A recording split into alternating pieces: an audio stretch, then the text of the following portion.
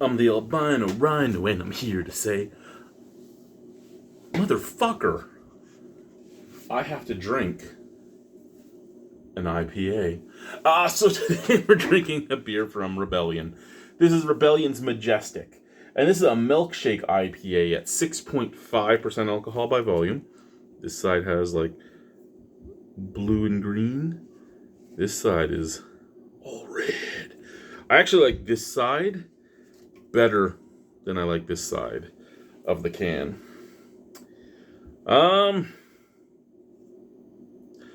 Hazy, fruity, creamy, delicious Rebellion. Be a rebel. Drink great beer. And I brought this up before, right? I don't dislike their slogans and all that, be a good wing. I love it all. I really do. However, I would suggest that in today's day and age, and I know that domestic beers are still the most bought beers, but I think it's almost more of a rebel to admit to liking just your average, regular, everyday lagers nowadays. Because, it is what's drank the most. The big guys are still have the biggest market share in the beer industry. However, it seems to be less cool to admit to drinking it now. And, you all know that I'm a craft beer guy, not a... Oh, let's check the date. Because there's no date on here. There's no date on here. So I can't make fun of it. Or not make fun of it. Depending. Well...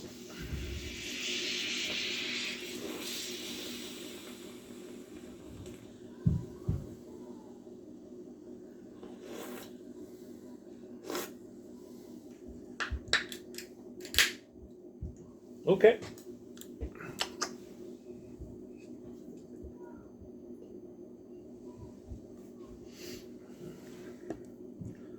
That's very sploogey.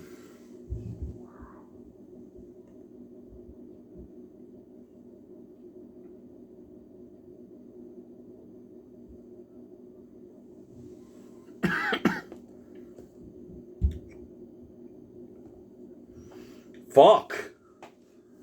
Mark and his guys do not joke. When they say they make a milkshake IPA, they make a milkshake that looks like a milkshake. Holy fuck. I can hear the snap, crackle, pop from back here. It's very slow, though. It's like... But I can hear it from back here, so... Beautiful, creamy head. My God, look at how hazy that is. Wow.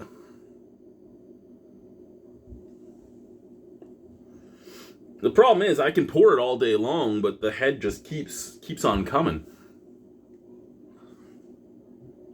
I can't even say I get that, head doesn't keep on coming in this household. Unfortunately. Looks beautiful. It really does. I don't even know what color I would say that is. Is that... Here, let's take Daddy Bear. It's almost Daddy Bear. It's almost like orange. I would say it's kind of like... Well, when you get the Dole orange juices now in the bottle, and they don't have the food coloring to make them bright orange anymore. They kind of have this burnt / dirty orange look to it. And yeah.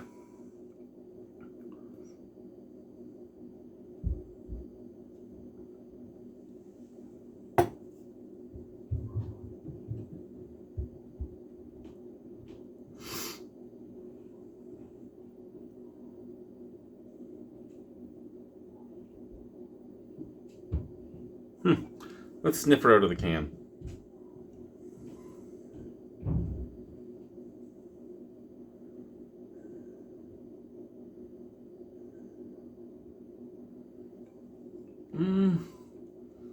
Like a little bit of grapefruit, pineapple, and citrus. And when I say citrus, because I mean pineapple and grapefruit can be considered... Well, pineapple's usually tropical, but grapefruit, citrus. I'm talking like orange. I guess we should give the glass a sniff. Okay, the glass basically smells the same as the can. We'll give it the red Majestic side. All right, cheers.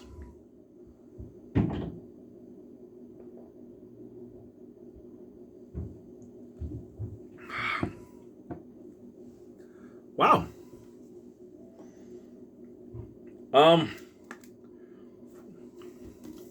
For a milkshake IPA, it is a full mouthfeel like it should be. It really is. It does do its job properly, but it almost...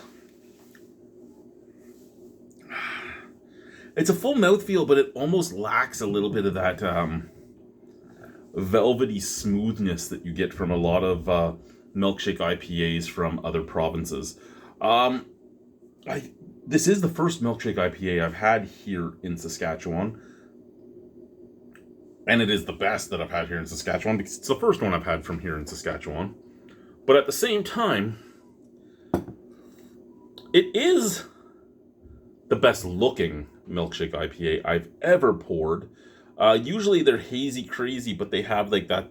They have that looks like you've used like just grains and such to make the haziness. That actually looks like a mixture of lactose and pulp. I mean, it doesn't necessarily really taste like... It looks like it should be a lot fruitier than it tastes. Now, that being said, with a beer this thick, just like when Flying Monkeys and other such breweries make beers this thick, like when Flying Monkeys does their, what's the name of that IPA that everybody loves, but sometimes isn't as good as others. It depends on where in the fermenter... Well, not the... Well, but where your beer is coming from. Because some of it has less sediment than others, some of it has less flavor than others because of that sediment issue. To the point where Flying Monkeys is... The joke is that there's two variants now. There's the filtered and unfiltered, and you have no idea which one you're going to get. This kind of reminds me of that. This is obviously unfiltered, but the flavor doesn't match how great this looks. This looks divine. It actually kind of looks like the Small Pony Beer Works smooths that I've had, or even the recent Zombie from Counterpart. It looks like that. It looks like it's like a smoothie sour.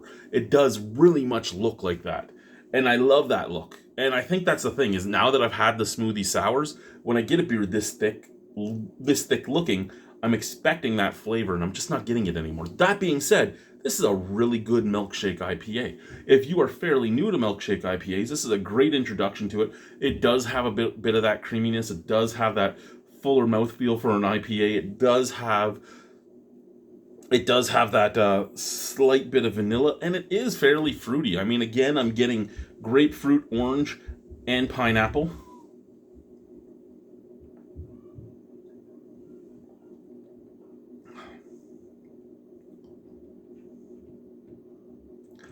It actually tastes like there's a bit of passion fruit in there as well. Very solid beer. It is a very solid beer. Like I said, the one thing I can downgrade it on is it's not as good as some of the milkshake IPAs I've had from other provinces. That being said, I think it's one of the most approachable milkshake IPAs I've ever had. And if anyone from Rebellion ever sees this, hopefully you watch the whole thing and don't just get the, oh, it's not as good as the other provinces. Because this is the thing, right? Visually, most appealing milkshake IPA I've ever seen. Flavor-wise, it is good. Mouthfeel-wise, it is good. Approachability? I think if you don't like IPAs, you could still drink this and enjoy it. I really do. It's hoppy, but it's not that hoppy. The fruitiness and the creaminess and that little touch of vanilla hit more. There is a bit of bitterness right at the middle of the tongue and the top of the mouth right now, but it's not overly bitter. It's not as bitter as even some of the IPAs I've had from Rebellion. All that being said, again, very approachable, looks great, smells great, And it's 6.5% alcohol by volume. In the immortal words of my buddy Guy from Beer Guy Reviews, or now Drinking in Canada, this is a very, very dangerous beer.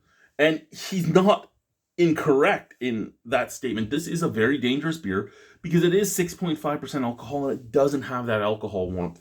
And I mean, you think, well, 6.5 isn't that much. No, that's not that much to us craft beer drinkers who are now seeing so many 7, 8, 9, 15% alcohol beers. But for an average beer, 6.5 is strong beer. And usually you still get a little bit of that astringency and such, and you're not getting it on this. This is a great damn beer. Is it upper echelon? Is it 8 or higher for me? I'm not 100% sure. I'll know when I finish it. But would I buy this again? Yes, which means it's going to be a 7 or up. I just don't know where on the list I'm going to put it. I really do like it, but is it something that will get past my... disdain isn't the right word, but will it be something that gets past my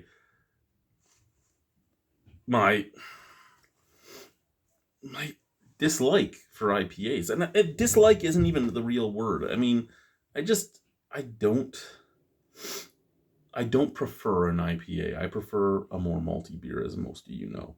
But I do find IPAs like this one that I'm really happy with, and I'm really happy with this one. Cheers. Let's finish it and give it a rating.